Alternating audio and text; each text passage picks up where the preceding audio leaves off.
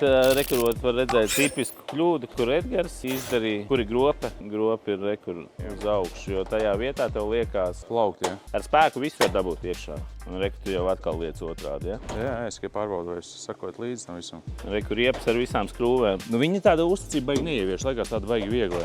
Tāpēc arī mēs varam testēt. Tev plaukt stāv vai nestāv mājās? Ir viss kārtībā. Kaut ko tur? Tur ir daudz tāds sabāstis kaut kas. Un otru daļu es izjaucu, bet man viņu vajadzēs atpakaļ atjaunot. Tagad tu pats pratīsi. Tu jau esi slikti, man tu iesits iekšā. Tas bija domājis?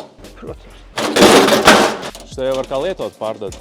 Nu, kruta. Un cik šitās maksāja? Ar atlaidi 97 eiro plus PVN. Kā lietot mēs nevaram pārdot? Uzreiz veselu gatavu savākt, vai tu viņu vēl lietos? Tu gribi kādam pārdot un spēj pārdot? Bet jau teicu, ja kurš var lētāk pārdot. Pasautāt kāds ņems. Ja kādam ir vajadzīgs, rakstiet savu cenu, pa cik ņemsiet, un tam arī pārdosim, kurš visvairāk uzsolīs par šito.